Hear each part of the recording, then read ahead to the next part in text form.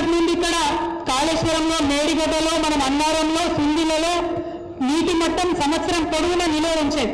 దాంతో ఏమైంది, మొత్తం పెద్దపల్లి జిల్లాలో నీటి మట్టం పెరిగి రైతులు మంచిగా పంటలు వేసుకొని అద్భుతంగా పెద్దపల్లిలో పంటలు పండించుకున్నారు. కానీ ఇవాళ మేడిగడ్డ కావాలేదన్న పేరుతోని కనీసం నీటి నిల్వ లేకపోతే శ్రీపాద ఎల్లంపల్లిలో ఇవాళ ఓన్లీ 16 టీఎంసీలకు పడిపోయింది నీటి మట్టం.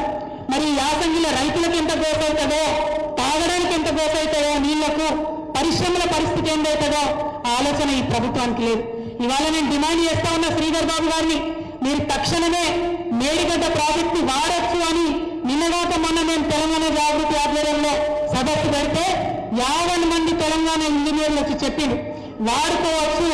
మొన్న 12 లక్షల క్యూసెక్ల వరద వస్తే కూడా తట్టుకొని నిలబడ్డది మేడిగడ్డ, ఏమి ఇబ్బంది లేదు, మీరు తప్పుడు ప్రచారం చేస్తున్నారని. కానీ వీళ్ళు మాత్రం రాజకీయాల కోసం నీళ్ళు ఇస్తలేరు. నేను శ్రీధర్ బాబు గారిని డిమాండ్ చేస్తా ఉన్నా, మేడిగడ్డ లింక్ 1 వాడండి, ఎల్లంపల్లి వరకు నీళ్ళు ఇవ్వండి. ఎల్లంపల్లిని ఇవాళ మీరు ఎట్లా చేసిరంటే కేవలం హైదరాబాద్కు నీళ్ళు ఇవ్వాలా, పరిశ్రమలకు నీళ్ళు ఇవ్వాలా, రైతులకు మాత్రం ఇవ్వద్దనే పరిస్థితి తెచ్చిండు. దాన్ని తప్పుడు ఉపయోగం చేయకండి, మంచిగా ఉపయోగించండి.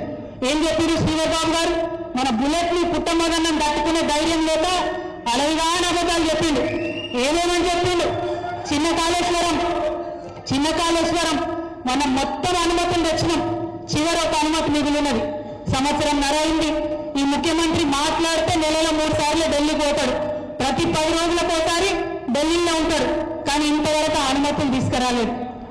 అదేవిధంగా ఎత్తిపోతల పథకాలు మనం శాంక్షన్ చేసుకున్నాం, కానీ ఇంతవరకు శ్రీధర్ బాబు గారు దాని గురించి మాట్లాడుతున్నారు.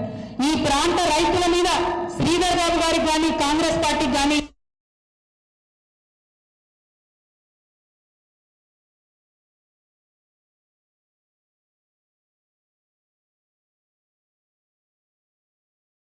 ఉంటుందో,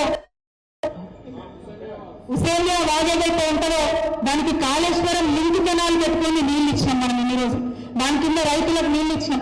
కానీ ఇవాళ పోయిన సంవత్సరం లింక్ కెనాల్ నీళ్ళు కింద పెట్టిను, ఈ సంవత్సరం కూడా ఇంతవరకు నీళ్ళు ఇచ్చేటటువంటి ఆస్కారమే కనబడతలేదు. ఇట్లా ప్రతి నియోజకవర్గంలో వివక్షతో కూడిన పాలన జరుగుతున్నది, పగతో ప్రతీకారంతో పాలన జరుగుతున్న తప్పితే నిజాయితీతో తెలంగాణ మీద ప్రేమతో పాలన జరుగుతలేదు.